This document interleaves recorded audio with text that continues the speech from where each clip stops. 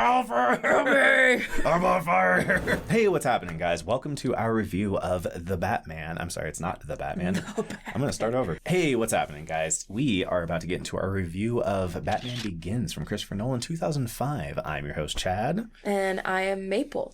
And Mabel has just gotten to see this movie for the first time. So, Mabel, what'd you think? I actually really liked the movie. It was interesting. It was not what I expected it to be. Okay, what did you expect? I don't know. I mean, there was a lot of visuals that I just wasn't anticipating from this movie, because I think I remember like watching Batman when I was super little, but never feeling terrified. I think there was like a little frozen guy, maybe. Oh yeah, so you saw. We'll get into that. 'Cause I have stuff to say about that. But I was little, so like I really don't remember. No, and it's not. It was right. Like I was so young, but I don't ever remember thinking. I was never terrified of the movie. Had I seen this as a child, I think I would have cried. I would like. I would not be well. Do you have any standout scenes that you're thinking of? So the Scarecrow guy. Yeah. When he ends up reverse drugging him. Right. And it's like, he looks like a demon. Yeah. Mm-hmm. And then everybody's eyes kind of doing this weird white out glowy thing. That's actually cool because that's a throwback to a comic. You guys probably recognize it. I believe it's called The Dark Knight Returns, but it's the part where Batman's interacting with Two-Face, and Two-Face has had a surgery to get both halves of his face to look the same and look normal, but in his mind, like, Batman still sees him as like a monster. Interesting. And he says, and so now like both of halves of his face to Batman look bad, and same thing for Two-Face. He feels ugly and evil, and Batman sees that in himself too. And he says, when I see you, I see a reflection of me, and I see what I really look like. And he sees like this demon bat, and I feel like this was a reference to that same thing, where it's like that's what's in the inside. It looks like he looks like a demon, and it's just, it was not good. It was really scary. And even the Scarecrow got like all the worms and maggots and like, and the voice, like, it changes. And I just think, like, if you're tripping and it's not going well, that's what it's like. God, and you just don't recover from that. Yeah, there's like you can inject those people with something, but you do not recover from that. You're not coming out the other side of that. Okay, that will live with you for the rest of your life. Like, unless the antidote like is some sort of Men in Black weird flash beam thing. That's just, you know what I mean? Things you, yeah, that's just like, oh, I don't remember. That's great, but like, no, I don't think that's what they were.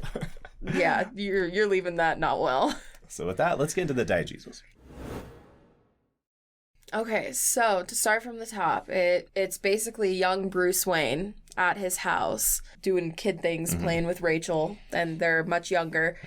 And he steals that little arrowhead that they find in his garden. So he's like finders keepers. Yeah, he's a bit of a douche. Yeah, he's a freaking little jerk. And he ends up falling into a well on the property. And a bunch of bats come flying out. And he's just, frozen in terror. And his dad comes down and saves him. And they end up going to an opera. And for some reason, it's freaking bats. It's called Is it an actual opera? It is. Okay, perfect. So for some reason they take their traumatized child to see an opera about something that's traumatized him, and and then he's like, can we leave? And his parents, for the most part, seem very loving and nice and kind, and so they were like, yeah, of course. And so and as a smart rich man, his dad decides to go out the weird side door into Murder Alley rather than the front door. They do, like they go straight out. Yeah, they go into like a back alley, and then Chills, I think is his name. Joe Chill shows up. How did you feel about Batman's parents' death scene in correlation to what you already got to see from Joker with the Batman's parents' death scene? I think that was more of an impactful. That was a way more impactful way to kind of create that dynamic than this movie did. It almost, really, had I not seen Joker, I don't think that my perspective of Gotham in general would be anywhere near the same as it is just watching this movie alone. Yeah. Gotham is supposed to be the dirtiest, most rotten, horrible city. You're just thinking it's just ghetto, and it's because they don't have like the rich are kind of pulling resources, but then you have like the Wayne family who's really trying, but now they're dead, and all hope is lost. And it's like, no, hope was kind of. That's a big question, though. How did you feel about this interpretation of Thomas Wayne versus Joker Thomas Wayne? I mean, it still feels a little... I kind of still feel the same. That's really interesting, because I think this movie tries really hard to be like, Thomas Wayne was the greatest man who ever lived. But it does pull to the point of saying, like, Batman just does kind of fight people with mental illness. But he also is mentally ill. He definitely does, yeah. Like, if you think about it, he has trauma, too. So it's 100%, like... yeah. So it's just, like, it's a weird dynamic, because you can't... That's what I'm saying. Had I not seen Joker, it gave me a whole different perspective on Gotham and what's actually happening to those people. Right. Also, is there a slightly weird... There's just a weird tone, like racial tone through the movie? I think there is. Is that intentional? I don't know if it's intentional, but it's definitely there. I mean, so this skips a little ahead, but it's like Fox being the only black person on the board, and then they go and like kick him off the board for him to be down in the basement. Well, and then the secretary sitting outside the room. You know what I'm saying? Yeah. So it feels like there's, Yeah. I mean, and it's just I was like, oh, like it's literally just like 20 white people sitting. Yeah, right. In this board, at a table, kind of run,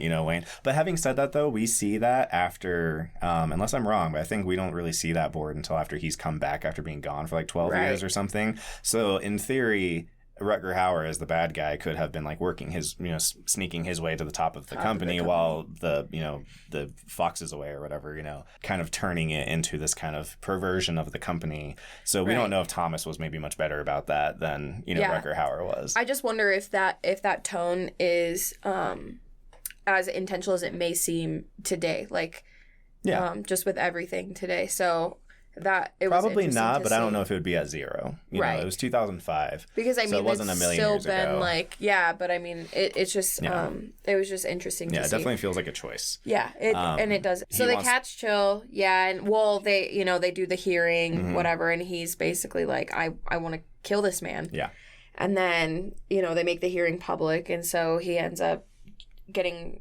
murdered as he's walking out of the courthouse. Falcone ends up hiring people to kill him so he doesn't flip on everybody. Exactly. And unfortunately that reporter was a part of that too, and he ends up not being able to shoot him, and then he's like upset because he wanted to be the one to kill him. And that's when we introduce that Rachel is a big fun sucker. She's just such a downer the whole movie. Oh my god. She's always there to be like, you know what? You're not the only one who misses your parents. Yeah, and she like drives him through the city and is like, look at all of this, and like, like you can go ahead and thank Falcone for that, and if you want to, then he's right inside. And then she hits him not once, but twice. It's like, she's what? Like, it's like literally like so much. It's so bad. And I was hit like, me once was enough to make me Batman. You hit me twice, I'm out of here. You hit me twice, and then he's like, I think it's just some of the, and it's like, it's not that it's bad acting, but some of the acting just, I don't know if some of the acting wasn't as good as I think it could have been. From who? Just in general. Oh, everybody? Okay. Just in a couple parts. And maybe that's my own opinion. I think just and that my issue is I was just, Joker was so good. Yeah, right. This is different. It did not miss a beat. Yeah. And like you really immerse yourself in it, whereas this is kind of, you get like the action, the crime fighting and all of that. But I was even watching, a review, an interview of Sebastian Stan saying that actors can sometimes do a really good job in practicing non-vocal cues, and it felt like there were times in this movie where it could have been maybe utilized a little bit. Maybe they might have been a little bit more impactful to me in certain scenes, because like where he's like sitting there contemplating after having that conversation with Rachel in the car.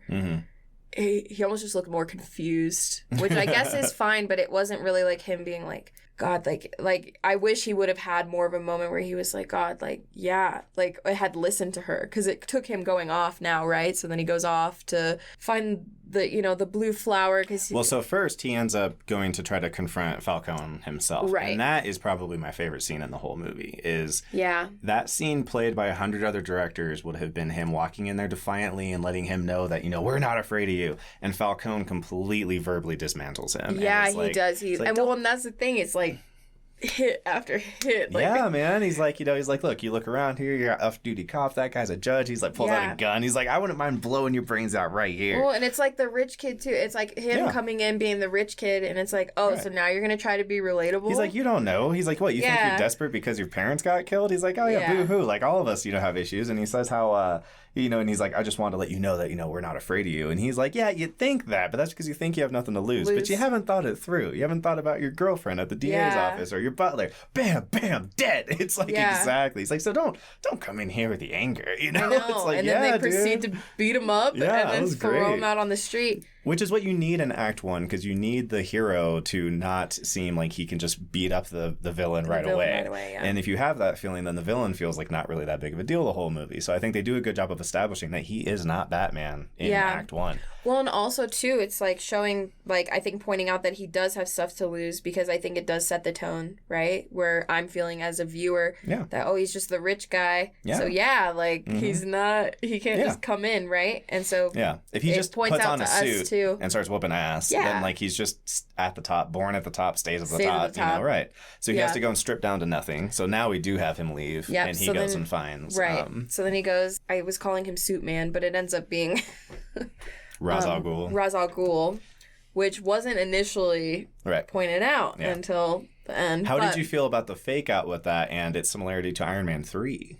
Oh. Iron Man 3 would have come out in like 2013 or something like that, and this came out in 2005, I think. 2005. So I thought that was an interesting little parallel that they possibly, it's like, that's pretty similar to that do the whole pretty similar fake out villain thing like that, And maybe it's just, like, it could be trying to... I feel like all these movies really work hard to be the best. Oh, yeah. Like, superhero movie that they can. And I think it takes a lot of dynamics in order to do that. So it could and keep in mind, this is 3 years before Iron Man 1, right, and that's what I'm saying. Too. So maybe if that's inspired, I think it is kind of a cool twist on things, because I kind of was like, holy shit, like... For the issues it has, I think for being 3 years before Iron Man 1 came out and before MCU kind of like kept polishing how to make this kind of movie, I think it's pretty surprisingly strong. This feels like it would, be the kind of movie that would have been like towards the late stage of like Phase 1 or something. I think I like it. I think I like it better in this just because of the dynamic the dynamic was different, right? It's like you have a different... Like the energy was different? Or? Yeah, because he really wanted Batman to be a bad guy. Like he really wanted him to do evil. Yeah. So I just feel like the relationship it was on this, and then having the fake out is a little bit different to me. Mm-hmm. I also think that one thing that was special about this movie is it's kind of, in my opinion, the first one to treat a comic book story like serious as a heart attack on film. It was everything before this is like you said, like the one you're talking about is like with Mr. Freeze is played by Arnold Schwarzenegger. And he's got like ice skates and stuff. I don't ever remember thinking it was scary. Yeah, well, it was everything was kind of played because it was like, look, they're for 8-year-olds. It was really like colorful and this was trying to be like, what if Batman was a real person living in our world? Scary. When you think about things on the top end, I was like, this is a scary movie. When you think about things on the total top thinnest layer, it's like it's about a bad guy who wants to poison the water supply, which is very like 60s Batman.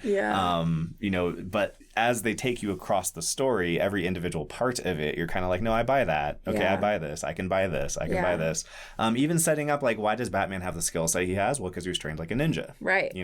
What did they call it? The League of Shadows. Ninjutsu, though. Yeah, that's a real word, Is it really? Is it an actual, like, form that's of... real, and the visuals are cool, too, still in this movie, because he's, like, training on, like, a glacial... Like, on a... Like, basically frozen a glacier, frozen lake, but it's almost like, it's a glacier still out there, so, I don't know, it's kind of cool. So he can, like, tap the glass and the and he's like, you didn't check your feet. Oh, there was one time in college, they made us, whatever GE classes they make you take, and we had to train to take down an active shooter. And so they brought these people in these suits, and we tackled the man. And all I could think about when I was watching that scene is we tackled the guy down, and we were like, we did it! Like, we took down the active shooter, and only one person technically got shot. Yeah, that's good. And then all of a sudden, he pulls out this fake plastic knife, and he's like, and I was like, and our resource officer was like, no, you always have to be ready. Like, there's always more. Like, you need to be paying attention. And so when he cracked I was like, dang. I was like, yeah, because that was me. Because that was me in the training. I was like, damn, I got stabbed. Right. So it's just, it's. They kind of put him through the ritual, and they have him, and that's where he basically. They want him to kill that guy. He had that guy. Right, and he's because he's turned a murderer, But it's established Batman lore that he doesn't kill people. That's his whole thing, right? So I don't know how some people are seriously injured, though. Yeah, exactly. No, he must be. I mean, it's Captain America all over again. Like Bucky with the cinder block. I'm not. Oh, no, I'm not killing anybody. It's cinder block to the chest. He definitely. You don't come out of that okay. He's probably got a rib in his heart right now. For sure. Well, Captain America does it too. I mean, the stupid shield is wrecking people all the time. Oh God, I know. That's bouncing off of people's heads and stuff and their necks. I know, but so that kind of he ends up not doing blows the whole place up and saves. Ra's al Ghul. Yep, who doesn't... Thinking he's killed Ra's al Ghul died. Right. Which, that's the other thing. So, like, that scene, too, this is where I'm saying it's like, I don't know if I'm just used to different visuals in some ways than others, because the roof falling on him didn't seem like it was that bad. I was like, oh, okay, like, it's not that bad. And then it pans to him and it's like blood coming out of his mouth and he's like, and it's like, was it really that bad? It seemed like it's not... Yeah, but, like, it didn't seem like it would just crush him in immediate death. I was like, oh, he'll be fine. And then, no, that man's dead. So, there's just things like that. I'm sure if you go, if anyone goes back and watches the review, you'll see me kind of whatever reaction I had to those smaller scenes. But so now he comes home and forgets to tell Alfred, hey, I'm so sorry that I just left without saying goodbye for 12 years. I hope you don't hate me. Yeah. Luckily, Alfred wasn't, telling everybody that he was a billionaire who lived in that house alone for all that time. I know. He makes funny. Alfred is definitely the comedic relief in some ways. I think him and Fox. Yeah. Most of the jokes that happen in the movie are surrounded around those two. Yeah, because he's like, oh, just fill up the tank if you want to drive the rolls. It's like, oh, okay, thanks, Alfred. Or, Fox with, especially at the end with the, he's like, oh, you didn't get the memo kind of stuff. And this is where we kind of spend more of that time of like, this is the period where Batman is kind of like building Batman. It is. Like we introduced the Bat Cave. That's like a very big comic book thing. There's always a Bat Cave. Yeah. So that's what the whole underground kind of, situation is about. Him going in there, looking around, and then kind of gathering a little bit more history on his family. Right. Past that, because they used the mines for the Underground Railroad. That was hilarious. to free, for just no reason. You just don't need that. It was one more thing to be like, no, the Wayne family is good. They're good people. They've done really good things.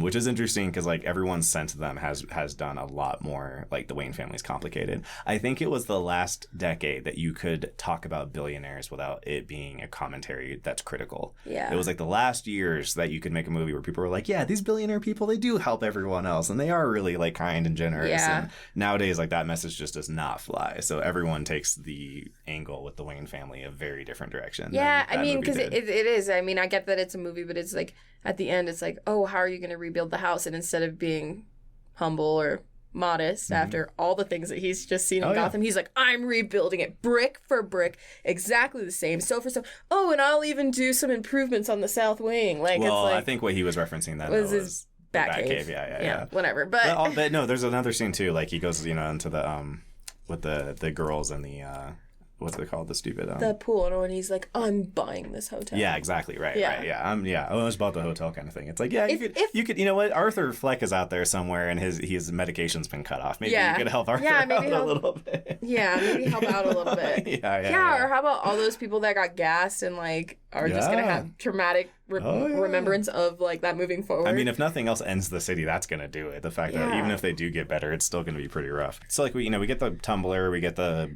him working on the Batmobile. That was kind of him again trying to integrate the Batmobile in a way that doesn't seem cartoony. It's like, okay, if you really had a vehicle that could kind of do all the things that Batmobile could do, it probably would be like a small tank. Right, and him picking the bat too.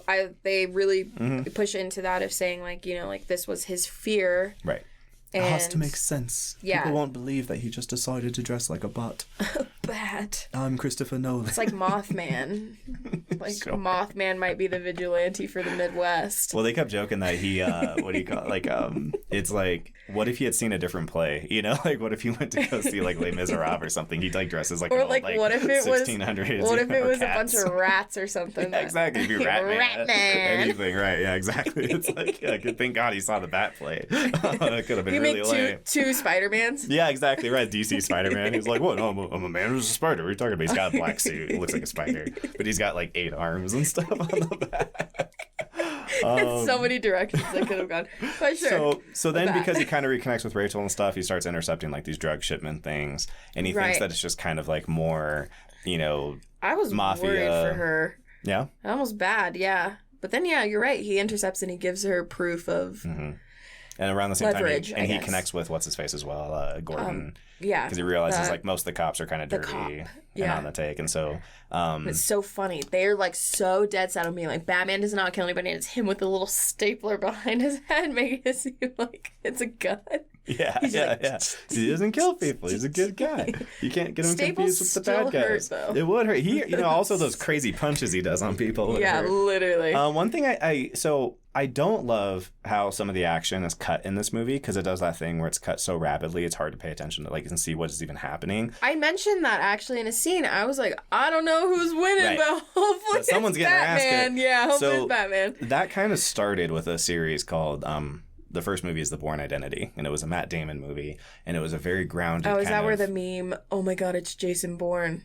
Yeah. Okay. yeah. I haven't seen it, but I know the meme of that. And that movie popularized let's take a guy who doesn't have a huge amount of martial arts training, teach him some choreography, speed the camera up a little bit, and cut so quickly and so close that you're like, what? And then it cuts back and you just see that the other guy fell over. And you're like, oh, I guess he just whooped his ass. Oh. This movie, I think, was towards the end of us kind of starting to learn. By the next movie, you'll notice a marked difference in how the action is shot. Camera's pulled way back out. You see multiple moves before we do a cut, and so people were... because there were so many complaints about how it doesn't even look like cool action because I can't see what's happening. What I will say in defense of this movie and how it does its action is it almost feels like it's from the point of view, though, of the villains, and that's kind of how it feels to them. It's like this dude came out of nowhere and just bah, bah, bah, bah, bah, and what the fuck happened? And because it's so centric around Batman being so stealth, like he disappears. So it's like this monster just showed up and just karate to everybody and then fucking bounced. Yeah, literally he warped that guy into that shipment crate, and I was like, whoa. If I saw that scene out of context and you could create some sort of scary movie horror trailer. Yeah, you can make a horror trailer. And I'd have no idea that you were showing me Batman. And then cut to the bit where, like you said, Crane sees him with his face all demoned out, or you'd think it was like some demonic bat. Yeah, this is the Batman. The Batman. This summer. Watch the Batman. The Bat murder. For sure. We also get established with, speaking of Crane, now we're kind of he is a very famous Batman villain called Scarecrow. Yeah. And this was their interpretation of him, again, trying to make him more realistic. Because normally he's a guy who wears like a whole Scarecrow costume and has a hat like that, and he's got, freaking a big crazy bag on his head. And this time they just reduce it down to like its smallest. I kept thinking, I was like, what are they going to call this man? Because it gives the essence of Scarecrow, but then until he starts saying Scarecrow, I was like, Potato Sack Man. Potato Sack Man. He went and saw a play when he was a kid about potatoes. Potato sacks. And he's like, everyone else will fear what I fear, sacks of potatoes. Fear, I don't know, yeah. Well, this is your second Nolan movie to see Cillian Murphy as well. He was the Mark in Inception. Yeah. So what do you think about him as an actor so far? I like him. I think he's cool. I love him. I think he's great. Yeah.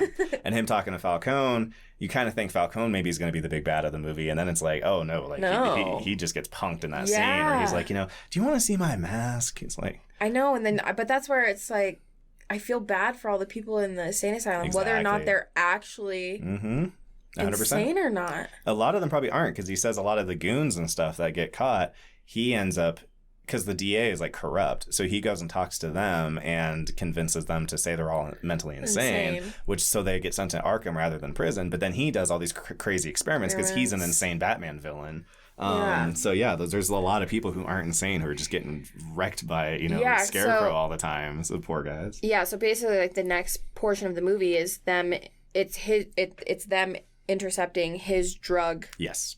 his drug deal, basically. And then finding out what's really kind of going on, which is that, like, they're trying to put this fear gas in the water supply. Yeah. And that they're working on getting this emitter thing, this microwave emitter, to turn it all into gas. Yeah. So that everybody kind of goes insane. And again, if you think about that plot, that's the part that takes you out of the, like, reality part where you're like, okay, now it feels like a comic book movie. Yeah, like... But I think the way that they slowly introduce all of it, you kind of buy every element individually, and it doesn't take you too far into, like, comic book land. Yeah. Unless you sit and just meditate on, like, what was happening. You're like, oh, this is ridiculous. Like... Well, and then, like, even... So then, you know, you finally get to we would get through all of the stuff in between, and I got to the point where I'm just watching him fight, but I did still kind of realize, I was like, wait, like, he's just a normal dude. Yeah.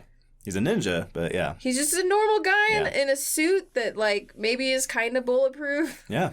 I like that he doesn't just decide to become Batman and don a suit and all of a sudden he's a ninja. They, like, try to explain that he, like, went and learned how to become a ninja. So at least you've got that. I think sometimes in the Marvel movies, people just kind of decide to become heroes. And even if you have a power, it doesn't mean that you know Kung Fu. And that was, like, one of my complaints I talked about in Iron Man 3 is, like, Pepper gets the superpowers at the end of the movie, and all of a sudden she's, like, doing spinning flying kicks and, like, knocking, you know, I forgot about that. Yeah, and that part took me out because I'm like, just because you got the powers doesn't mean that you know how to fight. And at least with Batman, they went out of their way to be like, no, he trained for, like, years as a ninja, so when he comes back and he puts on the suit, it's not just the suit that makes him Batman. Like, he is Batman. He's out there doing all the kung fu, and then he ends up getting his, you know, stuff wrecked by Scarecrow, which is another, probably my second favorite scene, is, again, because that time period is kind of called the Dark Night of the Soul. It's like you need to have that third act drop where the hero is like, all hope is lost, and then he kind of comes back and figures it out. And that just works as a good humbling moment for him where, like, Scarecrow gives him the business, you know, and, like, lights him on fire and kicks him out the window. I know, I was like, oh my God. And he's like calling, Alfred, help me. I know, he's like, Alfred, help me. And his little Batman voice, Bat voice. That Bat voice doesn't get better. No, and I had no idea. So all I'd ever seen, the college humor one, right? Now you know what they're joking about. I thought that maybe they just came up with their own skit of some guy getting falafel. They're specifically making fun of it. Actually in the movie. And they what, just you don't like basically, falafel? Yeah, like, swear to me! Swear to me! Yeah. And he's like, where are the other drugs going? Where are the other drugs? Kevin Smith talked about this, and he was saying how he's like, he probably was workshopping the Batman voice, and when he had all the dialogue that was like, I am justice and I am the night, it worked, and then he had to start yelling later, and I was like, fuck, I'm already, like, committed to this voice. So now when he's got to say, where are the other drugs out? He's like, where are the other drugs? Alfred, help me! I'm on fire! Like, no one talks like that. Yeah, it's pretty goofy. It's really rough. In other Batman interpretations, they've often tried to figure out how to. Either Batman just never yells, or he has, like, a voice modulator or something to hide his voice, or some Batmans just speak in their normal Bruce Wayne voice. Never yells. I just watched a new Batman movie, and I don't think he ever yells for the most part. Like, one time maybe in the whole movie. This Batman is a yelling fool, man. He doesn't kill people, and he will never raise his voice. Doesn't raise his voice. He's a really reasonable man. He's really, really nice. So basically we end up getting to, you know, he gets whooped up, he figures the stuff out. He ends up having his birthday party, which I think he's turning 30, which makes me feel really old. I'm now older than Batman in that movie. When I first saw it, I was 15. I got time. I got nothing but time. You're good. Yeah, so that's when he realizes that Ra's al Ghul has not been killed and that he had the wrong man. And his party kind of got all infiltrated. This is something I kind of like, too. This is a bit of a throwback to the comics. So Ra's al Ghul was always a weird Batman character that people didn't think they would want to translate to movies, especially back in 2005 when everyone was, like, not trying to do the really magic-y stuff.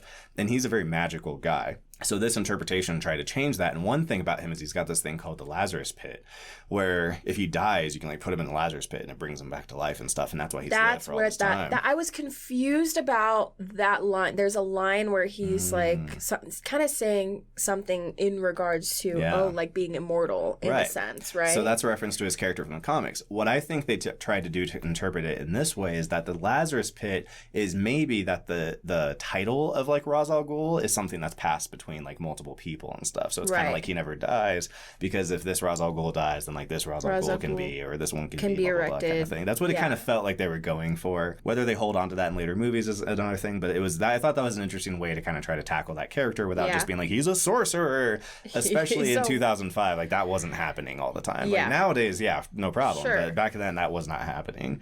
So you know, that makes more sense. So we figure out that whole kind of big twist, and then the secrets just kind of start to pour out everywhere. So it's like you get Fox. So Fox kind of figures out like what's actually going on, and then we get, you know, news of them being like, oh, like I got fired because. So he says, "Oh, you didn't hear? Like I got fired because I was asking too many questions about this missing microwave." Right. And we're like out of time. It's about and to go it's off. like, okay, like we gotta like, and that's when they were like, okay, let's move it. And so I love my third favorite scene is the bit where Batman's got the log on him after he does his little fight with Ra's al Ghul, and Alfred comes to save him, and he's got the whole like, why do we fall, kind of thing. Like I think he's just the most lovable character in like anything. I love Alfred. And the fact that he like just runs right into the fire, like he doesn't even second guess it. He straight up is like, hope you aren't part of the fire department. Oh yeah, boom, like, and just like runs on in. He's like, yeah, you didn't give up on me or whatever, and he's like, never. It's like, never. Oh, Alfred. Yeah, and then he's like, what are all these push-ups for if you can't push a log off yourself? Like, it's like such a sentimental moment, but then he just like gives us so much shit. Yeah, all those push-ups, especially because he's over there flexing, doing those push-ups right in front of him. Which is so weird scene. I know, and not even like like a normal person. Like he's just like free falls into the ground, like, and then starts doing his push-ups. It's like, okay. But yeah, basically the ending is kind of a big, this is like your Act 3 ending fight thing that would happen in a Marvel movie. But what I actually like about this one is like 90% of the Marvel movies, there would be anti-Batman that he would just have to get into a big fist fight with and win. It would be basically him and like Ra's al Ghul, right? Because they're both ninjas. Or it would be Batman fighting like 50 goons that are like robot people or something. Yeah. But this was more of a like, I have to get here, I have to get Rachel, I gotta, save this guy, I gotta blah, blah, blah. And while that's happening, like the whole city's going insane now because the gas actually did go off. Yeah.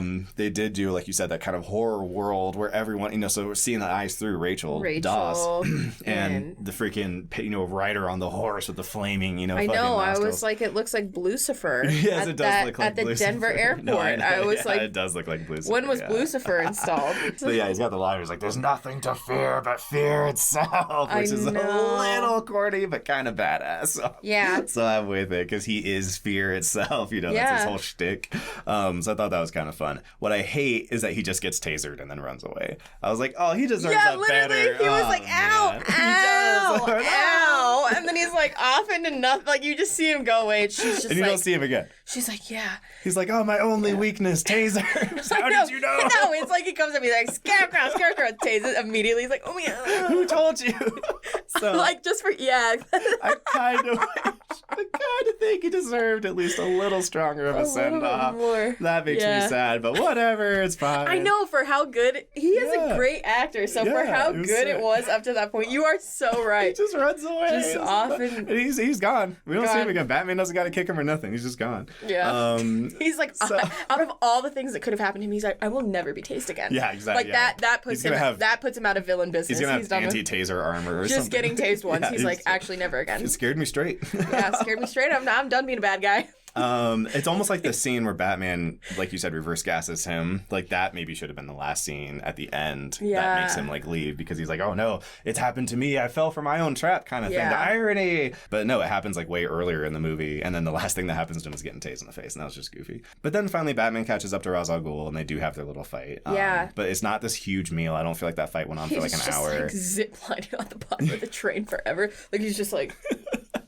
just fly. I'm like, how's he? But then they hit a turn and he flies up into the train.